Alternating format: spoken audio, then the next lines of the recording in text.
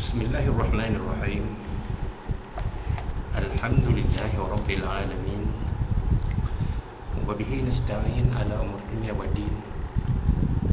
Nastaghfiruhu nastahdihi wa natubu ilayhi wa natawakkalu alayhi. Wa na'udzu bihi min shururi anfusina wa min sayyiati a'malina. May yahdihillahu fala mudilla lahu wa huwal muhtad. وما يضلل فلا تجد له وليا مرشدا ولا هاديا له. أشهد أن لا إله إلا الله وحده لا شريك له وأشهد أن سيدنا محمدا عبده ورسوله.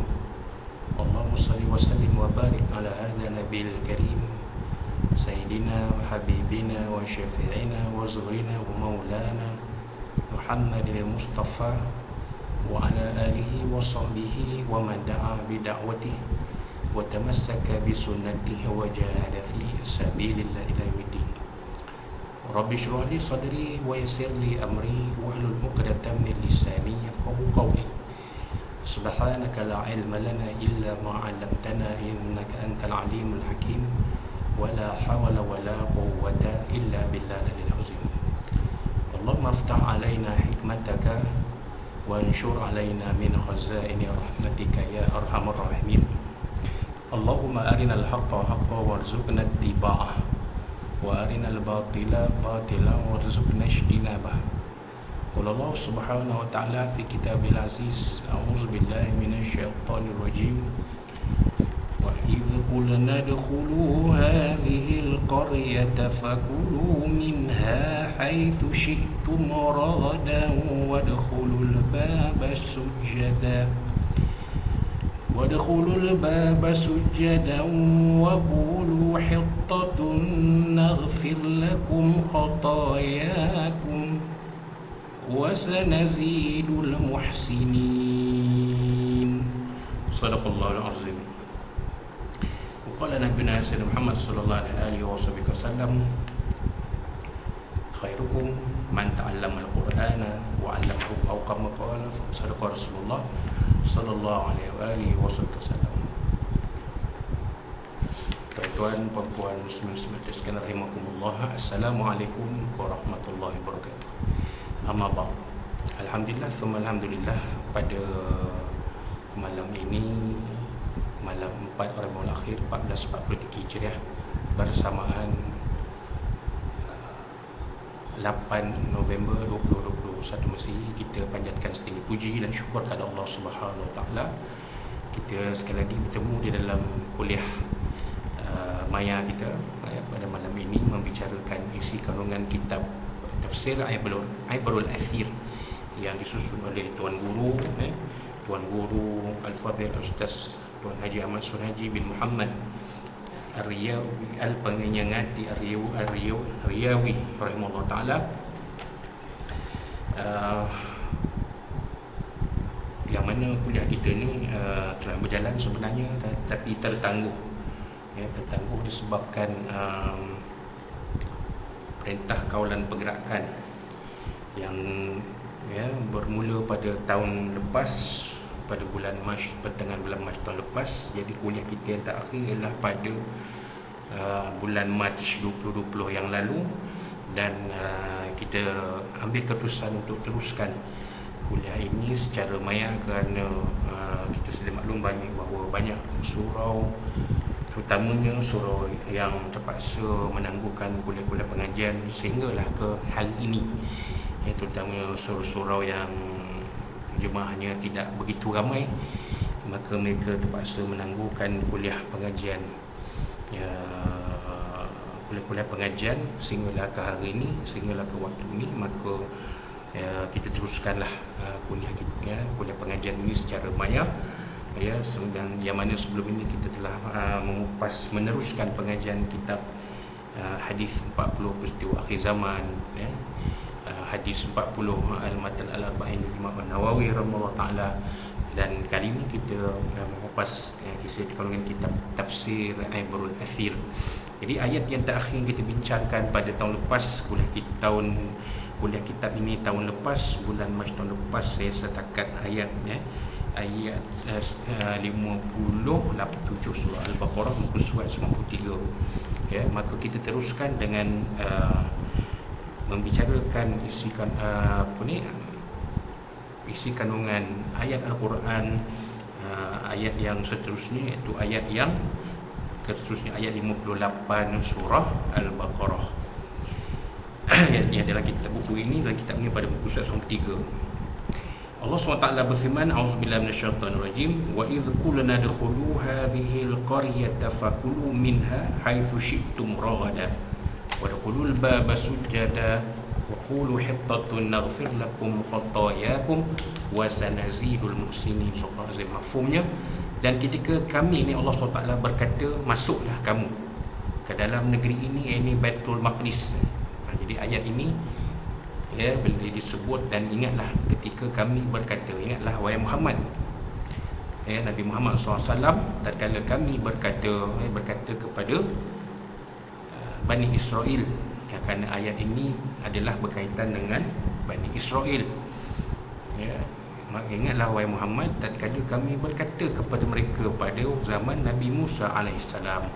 Apa kata Allah SWT pada Bani Israel, ya, yang disampaikan oleh Nabi Musa AS kepada mereka?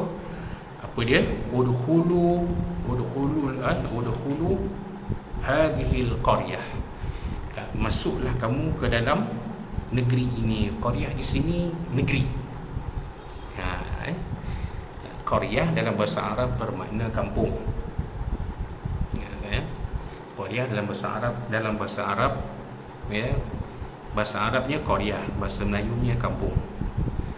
Tapi kita tahu bila berkaitan dengan pentadbiran masjid, maka qaryah ini adalah satu kawasan kampung-kampung. Satu qaryah boleh jadi ada beberapa kampung. Kampung A, kampung B, kampung C, kampung D, kampung E. Gabungan kampung-kampung ini adalah qaryah. Gabungan qaryah-qaryah membentuk mukim. Gabungan mukim membentuk daerah. Gabungan daerah membentuk sebuah negeri. Gabungan negeri membentuk sebuah negara. Begitulah susun aturnya. Jadi qaryah ini diterjemahkan oleh penyusun kitab ini sebagai negeri. Hadhil qaryah, negeri ini, ya, difahami dari ayat-ayat sebelumnya. Negeri al-qaryah, hadhil qaryah, negeri ini ialah Baitul Maqdis ataupun Jerusalem. Orang Yahudi memanggil Baitul Maqdis sebagai Jerusalem. Apa Jerusalem? Negeri yang aman. Bahasa Arab mempunyai persamaan tertentu dengan bahasa Ibrani, Hebrew, ini bahasa orang Yahudi. Antaranya ialah perkataan salam. Orang Yahudi kata, orang Arab kata salam, orang Yahudi kata shalom. Jadi Jeru ialah negeri, salim ialah selamat ataupun aman. Jadi Jerusalem, salam ialah aman ataupun selamat, ya, aman, damai, selamat, sejahtera. Orang-orang Islam memanggil Jerusalem sebagai Baitul Maqdis kerana di sana adanya Masjidil Aqsa yang menjadi kiblat pertama orang-orang Islam dalam menunaikan solat. Jadi Baitul Maqdis, rumah suci. Di sana ada Masjid Aqsa yang merupakan rumah suci orang-orang Islam kita ni. Malah Nabi SAW menyatakan kelebihan Masjid Aqsa ini.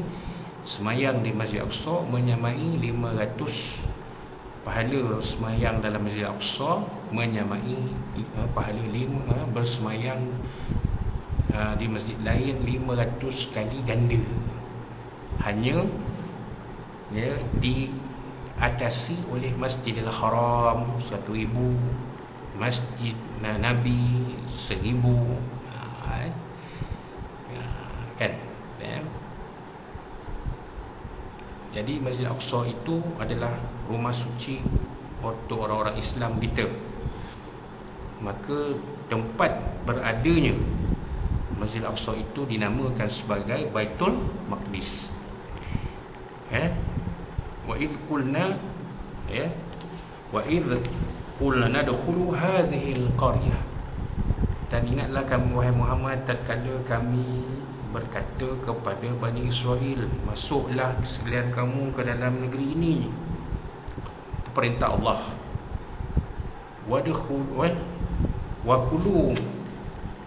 Fakulu minha haitsu syi'tum ragada. Fakulu minha haitsu syi'tum ragada. Maka makanlah kamu di dalamnya. Fa di sini ialah fa al-ataf.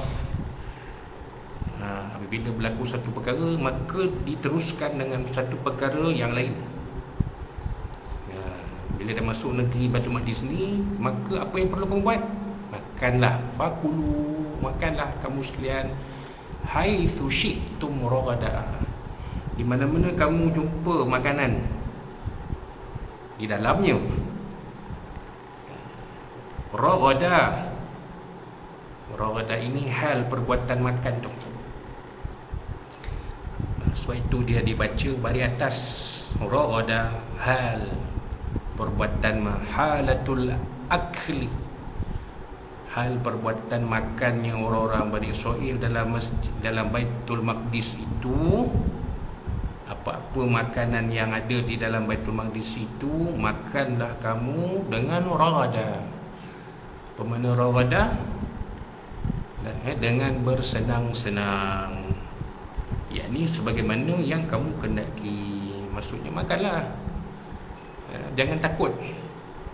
Apa saja ada dalam Baitul Maqdis itu, kamu makanlah dengan senang hati. Tak perlu rasa curiga. Itu maksud dia. Tak perlu rasa curiga, tak perlu rasa mungkin ada perangkap musuh di mana-mana, kalau kita makan mati nanti. Contoh. Ataupun makanan ini makanan yang mungkin ada mudarat.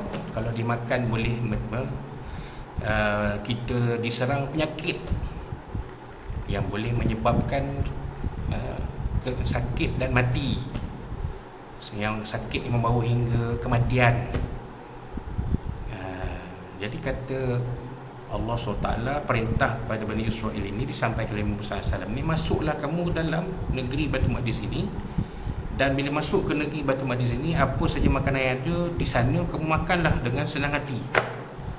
Seperti mana yang kamu nak. Nak buat sup ke, nak buat panggang ke, nak goreng ke, nak buat apa belah, makanlah.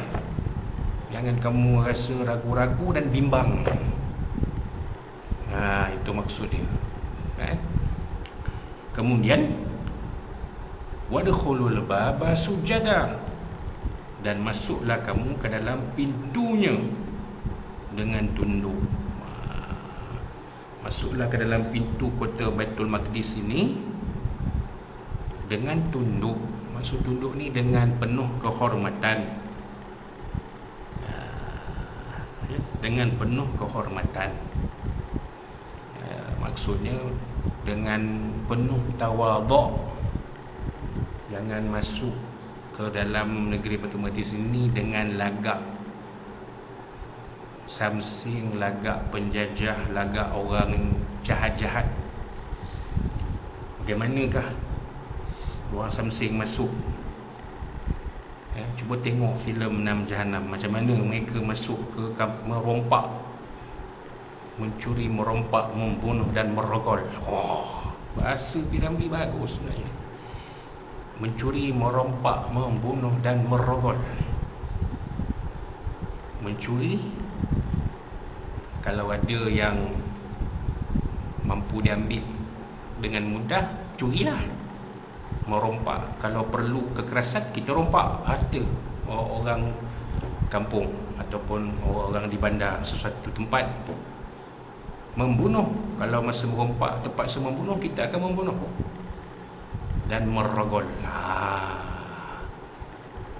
Takkan reta kita nak memuaskan nafsu kita. Nafsu ni bukan saja nafsu reta, nafsu seks pun ada. Jumpa jumpa mana-mana perempuan kita rogol, tak kira lah yang belum kahwin ke, yang dah kahwin ke, janda ke, anak dara ke, janda ke, isteri orang ke. Maka dalam perbuatan-perbuatan mereka ini, mereka merogol dan membunuh Mas Merah. Siapa Mas Merah? Isteri Tantari. Ya, itu dia. Jangan buat macam tu, kata Allah SWT kepada Bani Israel. Masuk kamu ke pintu negeri Baitul Maqdis ini dengan sujada, dengan hormat dan tunduk, tawaduk. Masuk bagi salam lah. Yang ceritanya macam tu lah. Masuk bagi salam. Kalau kita masuk, kita pergi ke kampung orang, masuk cara baik, orang kampung terima pun cara baik, kan? Kalau kita masuk ke kampung orang dengan lagak yang samsin, dengan lagak perompak, penjenayah, maka orang tak suka. Orang memandang kita sebagai ancaman. Apatah lagi kalau kita ini datang dari negeri yang jauh. Orang Bani Israel ini sebenarnya mereka ini datang dari Mesir. Mereka kembali ke Jerusalem kerana diperintah oleh Allah SWT untuk meninggalkan Mesir, balik ke negeri asal mereka. Perintah itu daripada Allah disampaikan oleh Allah SWT, disampaikan oleh Nabi Musa AS. Maka mereka balik. Kita baca kan, mereka ikut, dan mereka dibawa menyeberangi Laut Merah oleh Nabi Musa AS dengan mukjizatnya, membelah lautan. Akhirnya terbelah Laut Merah itu kepada 12 jalan untuk menyelamatkan mereka Bani Israel ini daripada dikejar, dihambat oleh Fir'aun dan tentera-tenteranya. Dan akhirnya Fir'aun dan sekalian tentera Fir'aun ini mati di dasar Laut Merah. Maka Nabi Musa AS dan Bani Israel ini selamat meninggalkan bumi Mesir, menyeberangi Lautan Merah, pergi ke sebelah timur Laut Merah dan meneruskan perjalanan ke Baitul Maqdis. Dah hampir sampai dah. Tak berapa jauh dah. Maka turunlah perintah ini. Masuklah kamu ke negeri Baitul Maqdis ini. Sampai sana, makanlah apa yang ada dengan suka hati kamu, dengan apa yang kamu kehendaki, dan masuk ke pintu negeri, ke pintu gerbang negeri ini dengan sujada, dengan tunduk, dengan hormat. Itu maksud dia. Wa qulu hittah, dan katakanlah oleh sekalian kamu hittah. Apa makna hittah ni? Satu perkataan. Hittah ni satu perkataan, maksudnya di sini diterangkan sini, ya Allah, ampunilah dosa kami. Hittah, waktu nak masuk tu katakanlah hittah. Ya Allah, ampunkanlah dosa kami. Kenapa? Kerana Bani Israil ni cukup banyak dosa yang menyebabkan mereka ini tertindas di bumi Mesir. Apa dosa mereka? Mereka menyeleweng dari jalan agama Allah Subhanahu Wa Taala. Akhirnya mereka menyembah berhala, dan penyudah sekali mereka menyembah Fir'aun sebagai Tuhan. Maka dalam kepercayaan mereka, apa saja objek yang nampak pelik, itulah Tuhan. Ini yang berlaku, sehingga mereka diperdayakan oleh Samiri, sehingga mereka menyembah patung anak lembu sebagai Tuhan. Ini waktu Nabi Musa pergi ke Bukit Tur Sina mengambil kitab Taurat. Itu cerita. Cerita tu kita akan cerita di waktu lain lah, pada waktu yang lain. Tapi nak cerita sini, diperintahkan kepada Bani Israil ini. Hittah berkata, Hittah maksud negeri Baitul Maqdis atau negeri Jerusalem ni, kata dah masuk dengan tunduk, patuh, dan berkata hittah, ya Allah, ampunilah dosa kami. Naghfir lakum khotoyakum. Naghfir lakum ni fi'il mudhari' jawab syarat.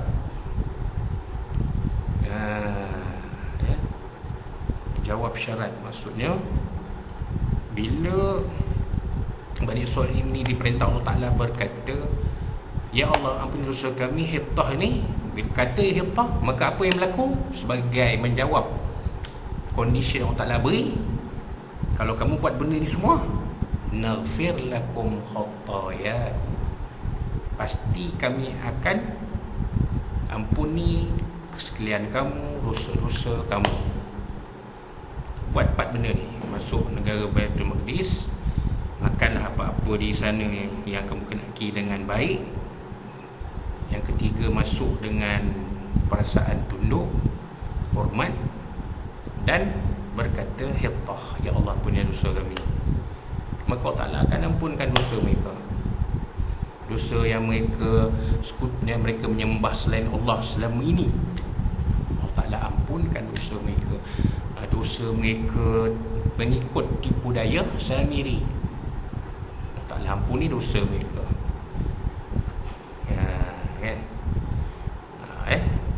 Wa sanazidul muhsinin, dan nanti akan kami tambah pahala orang-orang yang berbuat kebaikan. Itu dia, sebagai akhir kepada ayat 58 surah Al-Baqarah ini. Ini orang yang berbuat baik ini, Allah Ta'ala akan tambah pahala dia. Apa saja kebaikan, sesiapa saja manusia yang suka berbuat kebaikan, Allah Ta'ala akan tambah pahala mereka. Dalam ayat yang berbunyi a'udzubillahi minasyaitonir rajim, wa idh qulna nadkhulu hadhil qaryata fakulu minha haitsu syi'tum ragada. Mafhumnya, ketika kami berkata masuklah kamu ke dalam negeri ini, Baitul Maqdis, dan makanlah kamu di dalamnya dengan bersenang-senang. Maksudnya, setelah 40 tahun kaum Bani Israel berada di padang pasir Atih, yang di tempat mereka hidup dalam kebingungan, mereka dibenarkan memasuki negeri Baitul Maqdis. Itu dia. Jadi perintah Allah Ta'ala dalam ayat 58 ini berturunnya apabila setelah 40 tahun, arba'ina sanah yatihuna fil ardh.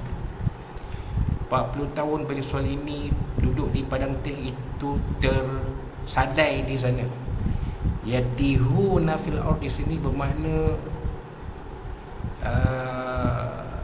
berlega-lega, tak tahu arah mana nak pergi. Allah Ta'ala jadikan mereka tersadai di padang tih ini, padang pasir yang tak ada makanan apa-apa. Maka Allah Ta'ala memberikan kepada Bani Israel ini al-manna was-salwa, sejenis manisan. Al-manna, salwa, sejenis burung yang tangkap terus mati, boleh makan on the spot. Itu dia. Tapi Bani Israel ni itulah warangat tak cukup dengan dua tu, nak makanan-makanan yang makanan-makanan yang biasa mereka makan di Mesir dulu, min fumiha wa adasiha, min qithaiha wa fumiha wa adasiha wa basaliha. Nak makan makanan-makanan yang di Mesir dulu. Makanan-makanan mereka di Mesir tu makanan macam mana? Bukan makanan orang kelas tinggi, orang kayangan, makanan orang-orang yang, kalau kita kata bahasa kasarnya, makanan orang bangsat, makanan orang kelas rendah. Itu yang mereka nak makan. Maka Allah Ta'ala terpelak mereka atas tabdiluna billadhi huwa adna billadhi huwa khair. Apakah kamu suka benda yang baik ni, mana wasalwa ni, benda yang baik, yang bagus, kamu nak benda yang berkualiti rendah sebagai ganti? Bodoh tak bodoh? Ini cerita 40 tahun di padang teh. Apabila berlalu 40 tahun, generasi yang karat-karat Mesir, karat-karat hamba Firaun ni dah mati, diganti dengan generasi baru yang tak pernah hidup di Mesir, yang tak pernah merasai status hamba di Mesir. 40 tahun yang ada generasi yang dilahirkan di padang teh ni, generasi yang totok-totok Mesir itu dah tak ada, mati habis semua dah. Kalau ada pun mungkin generasi yang muda-muda lah. Waktu mereka ni meninggalkan Mesir, usia mereka masih sangat muda. Jadi mereka tak terkesan dengan tidak terasa kerinduan kepada bumi Mesir. Apatah lagi yang dilahirkan di Padang Tih memang tak pernah duduk di Mesir. Jadi selepas 40 tahun barulah Allah Ta'ala perintahkan, wa iqulan adkhulu hadhihi al-qaryah, barulah mensur ini dibenarkan masuk ke Baitul Maqdis. Itu cerita dia. Dan menaklukinya dengan pimpinan Nabi Allah Yusha' bin Nun yang menggantikan Nabi Musa AS yang sudah wafat di padang pasir tersebut. Jadi ketika itu, ya, kalau kita baca sejarahnya, Nabi Harun dan Nabi Musa tidak sempat memimpin Bani Israel masuk ke Baitul Maqdis. Kedua-dua Nabi ini alaihi wasallam ini wafat di padang pasir Tih. Jadi yang memimpin mereka ialah seorang Nabi yang namanya Yusha' bin Nun. Yusha' bin Nun ni adalah anak murid Nabi Musa alaihissalam yang kisahnya ada diceritakan dalam surah Al-Kahfi. Ya, bagaimana Yusha' bin Nun ni menemankan Nabi Musa alaihissalam tatkala dalam perjalanan mencari Nabi Khidir alaihissalam. Itu dalam surah Al-Kahfi, nanti akan kita ceritakan kalau banyak umur itulah. Akan cerita nanti. Jadi Nabi Yusha' bin Nun inilah yang akan memimpin Bani Israel masuk ke Baitul Maqdis.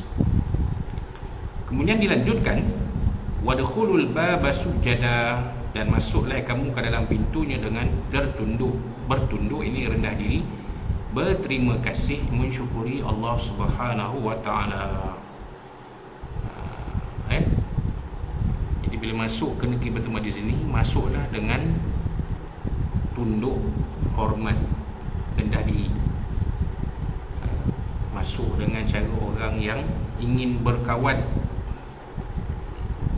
orang yang berhijrah dari negara luar masuk ke sebuah negara lain. Kalau dia masuk dengan cara yang tunduk, hormat, rendah diri ini, masyarakat tempatan boleh menerima dengan baik. Tapi kalau mereka masuk dengan cara yang tak sopan, biadab, meninggi diri, belagak, sombong, bongkak, masyarakat tempatan memang menolak. Malah akan berlaku resistance, berlakunya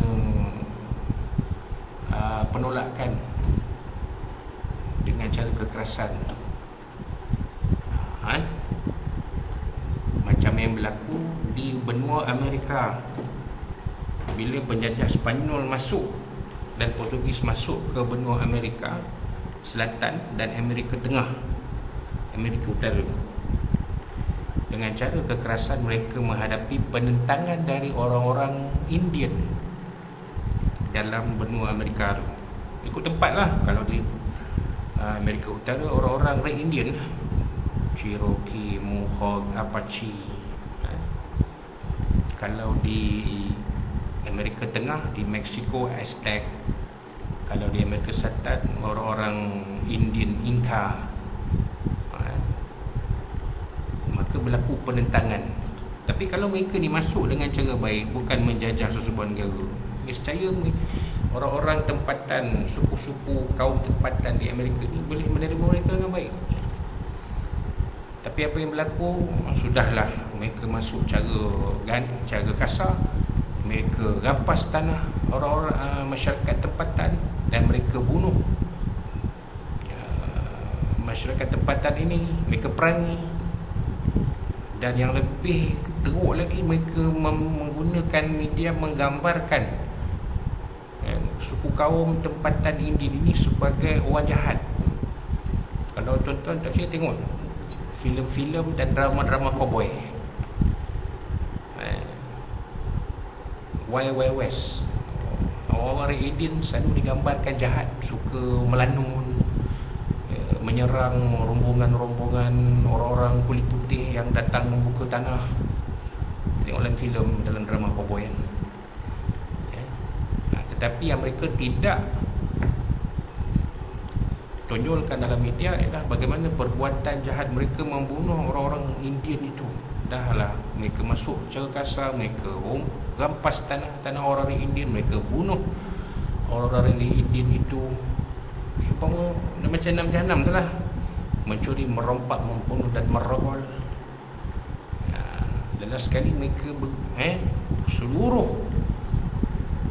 bumi Amerika itu mereka kuasai berabad-abad lamanya, sampailah 100 tahun lebih yang lalu barulah mereka, negara-negara Amerika ini merdeka satu persatu. Amerika Syarikat, Mexico, Kanada, ni apa, negara-negara Amerika Latin barulah merdeka. Itu pun negara-negara Amerika Latin mereka memakai bahasa penjajah sebagai bahasa ibunda, bahasa kebangsaan, bukan bahasa Indian. Kalau Brazil mereka pengguna bahasa Portugis, penjajah. Kalau di Argentina dan yang lain bahasa Spanyol, bahasa penjajah. Mexico bahasa penjajah. Amerika Syarikat bahasa Inggeris, bahasa penjajah. Haiti bahasa Perancis, bahasa penjajah. Kanada bahasa Inggeris dan Perancis, bahasa penjajah. Mana negara-negara Amerika yang menggunakan bahasa masyarakat Indian sebagai bahasa kebangsaan mereka? Tak ada. Nampak jahatnya mereka. Itu beza orang yang masuk ke negara lain, negara orang lain dengan cara yang kasar. Ini ditegah oleh Allah Ta'ala kepada Bani Israel. Apa kata Allah Ta'ala pada Bani Israel? Wadkhulul baba sujada. Masuk kamu ke dalam negara Baitul Maqdis ini dengan tunduk patuh. Wa qulu hittah, dan katakanlah, ya Allah, ampuni dosa kami. Dan sebab dosa-dosa kami, orang tua kami yang terdahulu ni, ya Allah Ta'ala, kamu lengahkan kami, lewatkan kami masuk balik ke negara asal kami. Maka Allah Ta'ala kata, kalau itu yang kamu buat, naghfir lakum khatayakum wa sanazidul muslimin, kami akan ampunkan dosa-dosa kamu dan kami berikan orang-orang yang berbuat baik ini pahala yang bertambah-tambah. Itu dia. Wa qulu hittatun naghfir lakum khatayakum wa sanazidul muslimin. Bawalah, bacalah kamu hittah, ya Allah, ampunilah dosa kamu, saya kami ampuni kesalahan kamu, dan nanti akan kami tambah pada orang-orang yang berbuat baik itu. Maka keampunan Tuhan ke atas mereka yang tersebut dalam ayat tadi adalah merupakan nikmat bahagian ke-9 yang Allah Ta'ala anugerahkan ke atas mereka. Itu dia tuan-tuan. Jadi inilah keampunan Allah Ta'ala ni. Allah Ta'ala disebut oleh pengarang kitab ni nikmat bahagian ke-9 yang Allah Ta'ala berikan kepada Bani Israel setelah nikmat-nikmat yang Allah Ta'ala bagi yang dinyatakan dalam ayat-ayat sebelum ini. Jadi itu dia. Itulah dia. Nikmat Allah Ta'ala bagi kepada Bani Israel. Namun demikian, ada juga di kalangan Bani Israel ini yang masih lagi ada dalam hati mereka sisa-sisa peninggalan orang-orang tua mereka yang syirik kepada Allah Ta'ala dulu. Sifat-sifat tu ada lagi. Jadi 40 tahun ni sebenarnya boleh mengubah satu generasi, tapi dalam generasi baru ini masih ada lagi sisa-sisa dia. Masih ada lagi karat-karat yang belum terhapus. Maka ada perkara yang pelik yang masih berlaku, perkara buruk yang masih berlaku di kalangan generasi baru Bani Israel yang Allah Ta'ala perintahkan masuk ke dalam kota Baitul Maqdis itu. Jadi apakah yang mereka buat sehingga Allah Ta'ala sebut dalam ayat yang berikutnya. Jadi kita akan sama-sama bincangkan dalam kuliah akan datang, insyaAllah. Dengan izin Allah Ta'ala kita akan bincangkan ayat yang susul itu, ayat 59 surah Al-Baqarah dalam kuliah akan datang. Dalam kitab ini muka surat 95, insyaAllah kita akan bincangkan nanti. Jadi itu dia ada sedikit kupasan apa kita sempat kupas ayat 58 surah Al-Baqarah. Kita jadikanlah panduan kehidupan kita bagi kita dirahmati oleh Allah SWT. Kita bersama solusi yang kita akan bagi zaman akhirat. Kalau ada apa disampaikan dalam kuliah ini, tafsir ini, kalau tersilap kata terkasar bahasa, tersilap bicara, tersinggung kata, semua makna Allah SWT di Nabi SAW dan dari tuan-tuan dan puan-puan sekalian. InsyaAllah bertemu kita pada kuliah yang akan datang. Wassalamualaikum warahmatullahi wabarakatuh. Aku lupa nazar atau azam li walakum. Kita tangguhkan kuliah kita dengan tasbih al-kafarah dan syukur subhanahu. A'udzubillahi minasyaitonirrajim. Bismillahirrahmanirrahim. Alhamdulillahi rabbil alamin wa bihi nasta'in. Wassalatu wassalamu ala asyrafil anbiya'i wal mursalin ala Muhammad wa ala alihi. Allahumma arham jami'ana wa taqabbal badi tafsir. Allahumma inna fi nuhuri a'da'ina wa na'udzuka min shururihim. Allahumma baddil syamlahum wa farik jamahum wa shaddid mutawazzaza ala musuhil kilabi. Ya Qahhar ya Jabbar ya Muntaqim ya Allah ya Allah ya Allah. Allah yang mensulah kitab wa yang menjelas sahabat sebal azab ya yazid wa sallallahu alaihi wa sallam bismillahir rahmanir rahim. Wa rabbana zidna mawzana fama ya akramal akram rabbana atina fid dunya hasanah wa fil akhirati hasanah wa qina azabannar rabbana 'alaika tawakkalna wa ilaika nabna wa ilaikal masir.